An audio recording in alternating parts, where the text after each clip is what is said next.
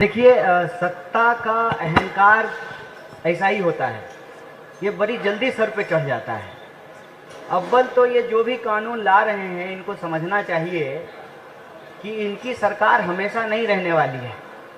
अगर ऐसे कानून रहे तो कल ये भी इसके भुक्तभोगी हो सकते हैं, ये भी इसके शिकार हो सकते हैं।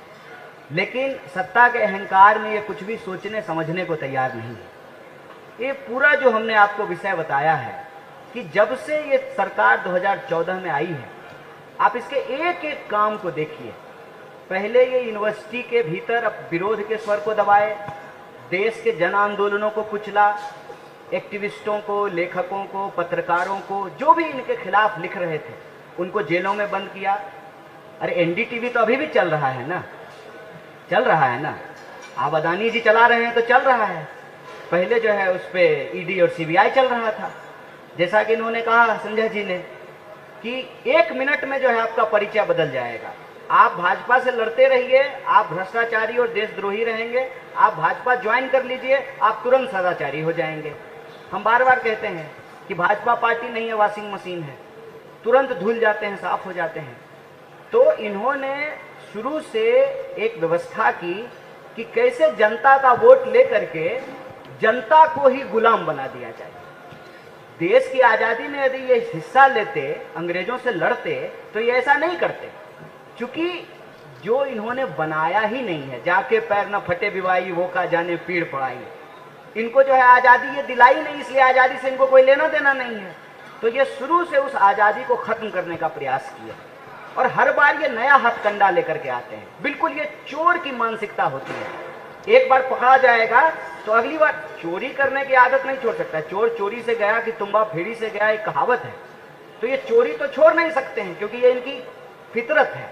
तो ये ना तरीका नया ले आते हैं। पहले विरोधियों को पकड़ पकड़ करके जेल में डाला, फिर ईडी का रेड करवा करवा करके जो है एमएलए को डराया, फिर रिजॉर्ट घुमा करके एमएलए खरीदे, एमएलए खरीद करके चुनी हुई सरकार गिराई।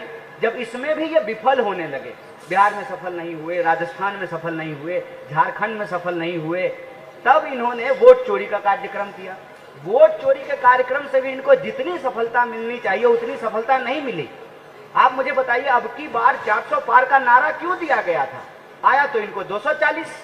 वो इसलिए दिया गया था कि वोट चोरी करके ये 400 तक पहुंच जाएंगे, लेकिन ये 400 तक नहीं पहुंच पाए। तो इन्होंने जो है, पहले चुनाव आयोग इस बात को इनकार करती रही कि हमारे वोटर लिस्ट में कोई गड़बड़ी है।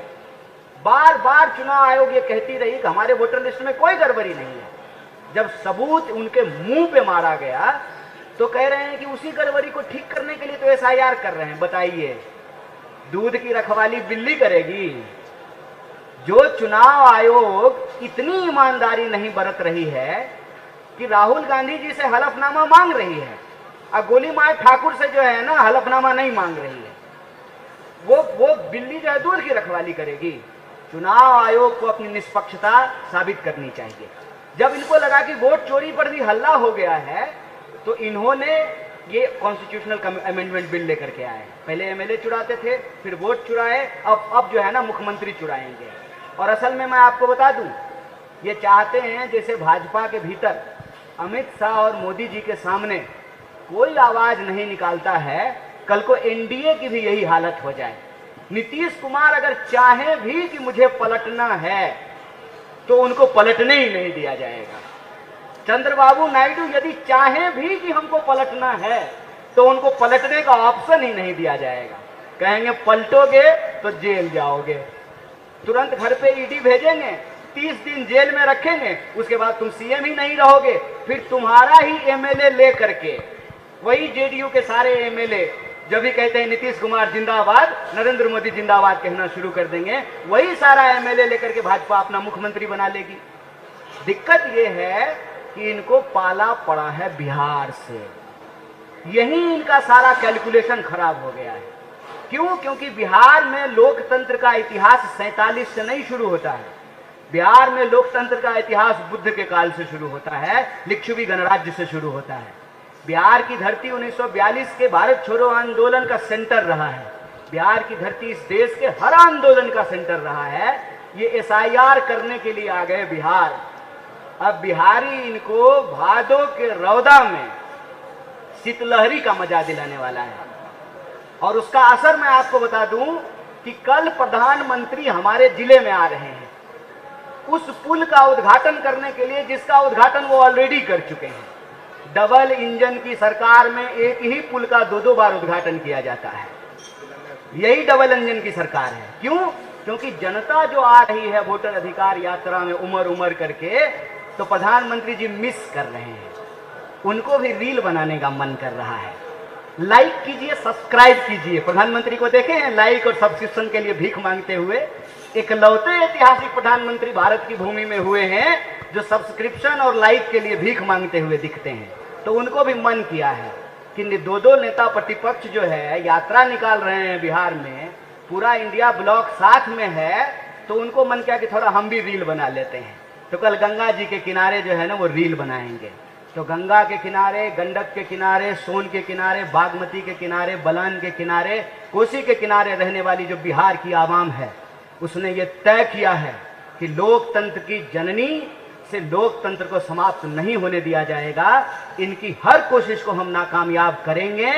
इनका बहुमत संसद में जरूर है, सड़क पे हम अपनी बहुमत साबित करेंगे। इसीलिए यह यात्रा चल रही है, अनवरत जारी है। तो नीतीश कुमार जिस स्कूल में पढ़े थे वो तो नेहरू जी का देन है।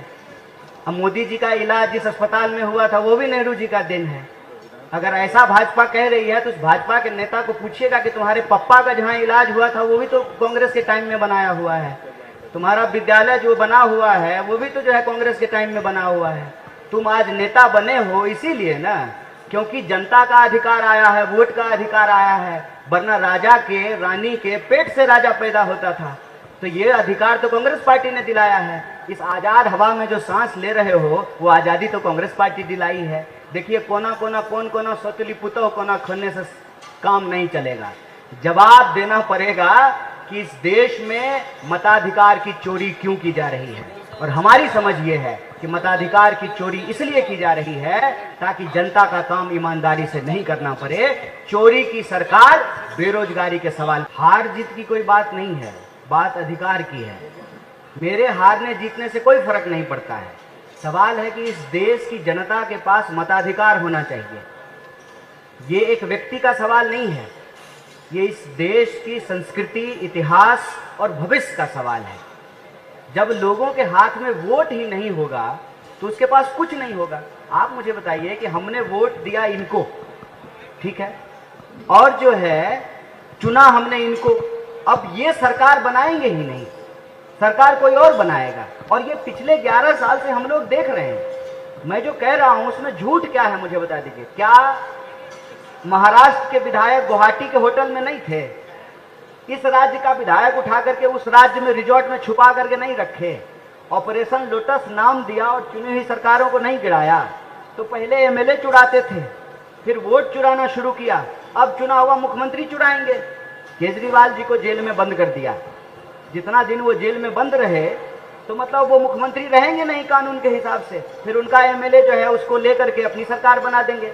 और ऐसा बीजेपी ने नॉर्थ ईस्ट में किया। भले मोदी जी मणिपुर नहीं गए हैं, लेकिन एक एमएलए से इन्होंने अपनी मुख्यमंत्री बनाई, ऐसे ही एमएलए को खरीद करके। तो आप मुझे बताइए, जब लोकतंत्र ही नहीं बचेगा, लोगों के पास मताधिकार ही नहीं बचेगा, तो कोई आम साधारण पृष्ठभूमि के लोग जो हैं उनको न चुनने का अधिकार होगा न चुनाने का अधिकार होगा। और जब सरकार चुनी हुई नहीं होगी, चोरी से बनी होगी, तो वो बेरोजगारी कैसे दूर करेगी और क्यों दूर करेगी? वो महंगाई क्यों दूर करेगी? वो पलायन क्यों रोकेगी? वो नौकरियां क्यों देंगी? वो जनता के विकास का काम क्यों करेंगे?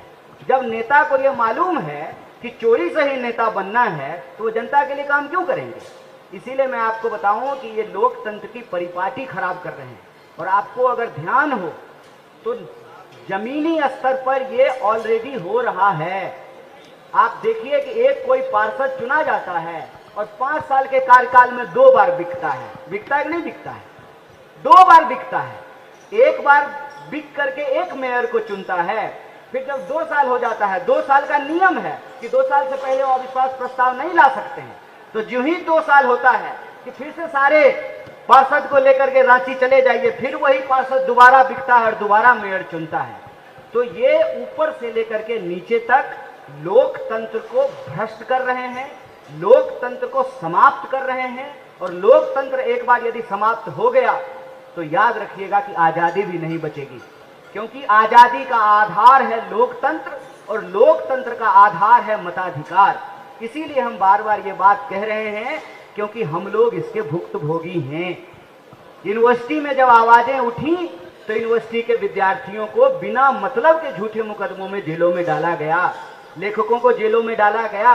और देखिए, करते करते चुने हुए मुख्यमंत्रियों को इन्होंने जेल में डाला। और आज नेता प्रतिपक्ष जब सड़क पे उतर करके संघर्ष कर रहे हैं तो सरकार पूरी कोशिश करती है, पूरी मीडिया उनके पीछे लगाती है, तमाम एजेंसियां उनके पीछे लगाती हैं। आप मुझे बताइए कि चुनाव आयोग ने, मुख्य चुनाव आयुक्त ने अपने प्रेस कॉन्फ्रेंस में 2 बुनियादी सवाल का जवाब नहीं दिया। एक, कि आप तो कह रहे थे कि वोटर लिस्ट में कोई गड़बड़ी नहीं है, तो अभी गड़बड़ी कहां से निकल गई। और 2, अगर आप गड़बड़ी ठीक करना चाहते हैं तो एसआईआर को लेकर के इतनी हड़बड़ी क्यों है? क्यों, जब बाढ़ आई हुई है, बारिश हो रही है, चुनाव होने को है, 2003 में हुआ था, 2025 में ही आपको क्यों करना है? क्योंकि इनकी चोरी का पुराना हथकंडा पकड़ा गया है, तो ये सुसीना जोड़ी का हथकंडा लेकर के आए हैं। इसीलिए जब हम कहते हैं बार बार लोकतंत्र खतरे में है, मतलब हम खतरे में नहीं हैं। मेरे कैरियर की चिंता मत कीजिए। कितना आसान है, कितना आसान है। नरेंद्र मोदी जिंदाबाद कहने लगे, कैरियर बन जाएगा चकाचक। हमारी चिंता नहीं है, एक व्यक्तिगत जो है कैरियर का सवाल नहीं है, और ना हमारी पार्टी की चिंता का सवाल है। इसीलिए हम बार बार कहते हैं, सरकार बनाने के लिए संघर्ष नहीं कर रहे हैं। एक उत्तरदायी सरकार हो, पारदर्शी तरीके से चुनी हुई सरकार हो, ईमानदारी से सरकार बनेगी, तभी ईमानदारी से जनता के लिए काम करेगी। चोरी से चुनी हुई सरकार जनता के लिए ईमानदारी से काम नहीं कर सकती है। वैसे तमाम लोगों ने ये देखा होगा कि 2014 से पहले एक बड़ा आंदोलन हुआ था कांग्रेस की सरकार को अपदस्थ करने के लिए। 2G, 3G, तमाम तरीके के आरोप। कैग के एक अधिकारी, जो बाद में उन्होंने कहा कि यह तो राजनीतिक लाभ के लिए किया गया, और देश में एक माहौल बनाया गया कांग्रेस के खिलाफ। याद कीजिए कि उस दौरान किसी भी व्यक्ति के ऊपर UAPA लगाकर या PMLA कानून लगा करके किसी भी सांसद या विधायक को डराया धमकाया नहीं गया, विरोधियों के मुंह नहीं बंद कराए गए। लेकिन आज जब हम 2014 से लेकर के 2025 तक का भारत देखते हैं तो यह साफ साफ पता चलता है, और नेता प्रतिपक्ष ने कल इसको अपनी मुखर आवाज में जनता के सामने रखा कि देश में लोकतंत्र समाप्त करने वाले, लोकतंत्र संविधान की हत्या करने वाले और लोकतंत्र को बचाने वालों के बीच एक संघर्ष छिड़ चुका है, एक जंग छिड़ गई है। हम समझ सकते हैं कि एक तरफ इस देश के लोगों के अधिकारों को छीनकर देश की संपदा को बेचने वाले लोग हैं, दूसरी तरफ लोगों के हक और अधिकार की रक्षा करके, संविधान को बचा करके, लोकतंत्र को कायम रखते हुए देश को बचाने वाले लोग हैं। तो ये बेचने और बचाने वालों के बीच लड़ाई है। एक तरफ वो लोग हैं जो चाहते हैं कि लोकतंत्र जिंदा रहे, विरोध का स्वर जिंदा रहे, संविधान का राज कायम रहे, वोट का अधिकार जनता के पास सुरक्षित रहे। दूसरी तरफ वो लोग हैं जो देश की संवैधानिक संस्थाओं का गैर संवैधानिक इस्तेमाल करते हुए लोकतंत्र की हत्या कर रहे हैं। और यह बात हम इसलिए कह रहे हैं कि आप सबने देखा कि 2014 के बाद अमित शाह जी के शब्दों में एक क्रोनोलॉजी इस देश में देखने को मिलती है। पहले विरोधियों को डराया गया, धमकाया गया, झूठे मुकदमे करके जेलों में डाला गया। फिर जो MLA और MP थे, ED और CD और CBI के दम पे उनको अपने साथ मिलाने की कोशिश की गई और रिजॉर्ट का खेल शुरू हुआ। ऑपरेशन लोटस के नाम पर चुने हुए विधायकों को खरीद करके इस रिजॉर्ट से उठाते थे, उस रिजॉर्ट में पहुंचाते थे। चुनी हुई सरकारों को गिराया गया। मतलब पहले अमित शाह इस देश के एमएलए चुराते थे, फिर उनको लगा कि जब चुनाव आयोग हमारा ही है, ईडी अब हमारे कब्जे में है, सीबीआई हमारा तोता बन चुका है, तो स्वाभाविक रूप से उनको लगा कि करोड़ों रुपया एमएलए के ऊपर खर्च करने की जरूरत नहीं है। एमएलए चुराना छोड़ करके, एमएलए को रिजॉर्ट घुमाना छोड़ करके वोट चोरी का कार्यक्रम बनाया गया। क्रोनोलॉजी समझिए, पहले एमएलए चुराते थे, फिर वोट चुराना शुरू किया, और इन दोनों हथकंडों के बावजूद अब की बार 400 पार का नारा जब सफल नहीं हुआ, तब वो एसआईआर लेकर के आए हैं। और एसआईआर का जब बिहार की धरती पे पुरजोर विरोध होना शुरू हुआ और लोगों ने कहा कि जो चुनाव आयोग कागज मांग रही है, पहले वो अपना कागज दिखाए, वोटर लिस्ट दे देश की जनता को और बताए कि वोटर लिस्ट में गड़बड़ी क्यों है, क्यों एक लोग का नाम 4 जगह पे है, क्यों जिंदा लोगों का नाम काट दिया गया है, क्यों जो है मरे हुए लोगों का नाम जोड़ दिया गया है, क्यों आधार कार्ड नहीं स्वीकार किया जा रहा है और आवासीय मांगा जा रहा है। जब इस पे हल्ला शुरू हुआ तो चोर ने नया नुस्खा अपनाया है। कल पार्लियामेंट में नया बिल आया है और बिल का नाम है कॉन्स्टिट्यूशनल अमेंडमेंट बिल, और इसमें ये कह रहे हैं कि किसी सीएम पे अगर मुकदमा हो गया तो 30 दिन के भीतर उसको पद से हटा देंगे। क्रोनोलॉजी समझे, देश के लोगों को क्रोनोलॉजी समझना चाहिए। पहले एमएलए चुराते थे, फिर वोट चोरी किया, उसके बाद सीएम चुराने का प्रबंध इन्होंने कर लिया है। मतलब एन केन प्रकारेण यह इस देश में लोकतंत्र में आम लोगों के पास जो जनता के पास चुनने का अधिकार है उसको ये छीन लेना चाहते हैं।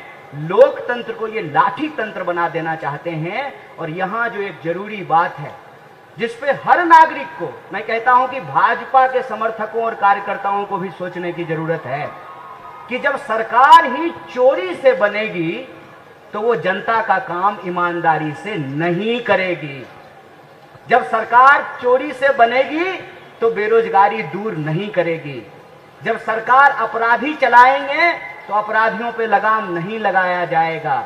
जब एमएलए एमपी को मालूम है कि जनता से वोट लेकर के एमपी एमएलए बनना ही नहीं है, जब सीएम को मालूम है कि प्रधानमंत्री और गृह मंत्री के कृपा पात्र से ही सीएम रहना है, तो बताइए वो आपका पलायन क्यों रोकेंगे, आपको नौकरी क्यों देंगे, आपको शिक्षा क्यों देंगे, आपके स्कूल और कॉलेज क्यों बनाएंगे, आपकी सड़कें क्यों बनाई जाएगी। यह जो तमाम सवाल है, उन सवालों को लेकर के देश को गंभीर होने की जरूरत है, क्योंकि लोकतंत्र में सबसे बुनियादी अधिकार होता है वोट का अधिकार। अगर वोट का अधिकार ही हमारे पास नहीं है, मतलब हमारे पास रोजी रोजगार का भी अधिकार नहीं है, हमारे पास सुरक्षा का भी अधिकार नहीं है, हमारे पास शिक्षा का भी अधिकार नहीं है, हमारे पास स्वास्थ्य का भी अधिकार नहीं है। और ठीक कहा संजय जी ने, चोरी से बनी हुई सरकार आपकी पढ़ाई, कमाई, दवाई, सिंचाई हर चीज चुराएगी और इस देश की संपत्ति को लूट करके अपने दोस्तों के खजाने में पहुंचाएगी। इसीलिए हमने कहा कि ये बेचने और बचाने वालों के बीच संघर्ष है। एक तरफ वो हैं जो लोकतंत्र को समाप्त कर देना चाहते हैं, उसको लूट तंत्र और लाठी तंत्र बना देना चाहते हैं। दूसरी तरफ वो लोग जो इस देश से प्यार करते हैं, जिनको अपने परिवार से प्यार है, जिनको अपने बच्चों से प्यार है, जो अपने आने वाली पीढ़ी के बारे में बेहतर सोचना चाहते हैं, उनको वोट के अधिकार को बचाना पड़ेगा। क्योंकि वोट का अधिकार नहीं रहेगा तो ना आपके पास रोजगार रहेगा, ना नौकरी रहेगी, ना पेंशन रहेगा, आपके पास कोई अधिकार बचेगा ही नहीं। इसीलिए यह यात्रा वोट चोरी को रोकने की यात्रा है। यह यात्रा यह सुनिश्चित करने की यात्रा है कि लोकतंत्र में जनता का सेवक जनता के द्वारा चुने जाएंगे और यह एमपी एमएलए चुराना, फिर वोट चुराना और फिर सीएम चुराना और चोरों का जो यह शासन स्थापित करने की जो कोशिश है, इस कोशिश को हमको नाकाम करना पड़ेगा। और बड़ी उम्मीद है बिहार की धरती से, जिस तरीके से इंडिया ब्लॉक की तमाम पार्टियां एकजुट होकर के, उसके कार्यकर्ता एकजुट होकर के इतने बड़े कैंपेन में एकता के साथ चल रहे हैं। ऐसा लगता है कि 1947 से पहले जैसे आज़ादी के लिए संघर्ष किया जाता था, आज 2025 में उस प्राप्त आज़ादी को बचाने के लिए संघर्ष किया जा रहा है। इसीलिए हम लोग पूरी मुखरता से कह रहे हैं कि वोट चोरी को रोकना इसलिए जरूरी है ताकि बेरोजगारी की अकाउंटेबिलिटी तय हो सके। वोट चोरी को रोकना इसलिए जरूरी है ताकि किसानों को उनके फसल का दाम मिल सके। वोट चोरी को रोकना इसलिए जरूरी है कि जब पेपर लीक होगा तो वोट चोरी वाली सरकार उसके ऊपर कोई कार्रवाई नहीं करेगी। जब अपराधी ही सरकार चलाएंगे तो अपराधियों पे कोई नकेल नहीं कसा जाएगा। और जब पेपर लीक से बना हुआ दरोगा है तो वो अवैध शराब बेचने से क्यों रोकेगा? जब पेपर लीक से बना हुआ डॉक्टर है तो वो सही तरीके से ऑपरेशन क्यों करेगा? जब पेपर लीक से बने हुए अधिकारी हैं तो उनका जनता के प्रति कोई जो है, कोई उनकी जिम्मेवारी नहीं है, कोई उत्तरदायित्व नहीं है। इसीलिए हर व्यक्ति को, देश के एक एक नागरिक को यह समझना पड़ेगा कि वोट चोरी को रोकना दरअसल संविधान को बचाने की लड़ाई है, उस आज़ादी को महफूज रखने की लड़ाई है जिसको हमको पुरखों ने दिलाई है।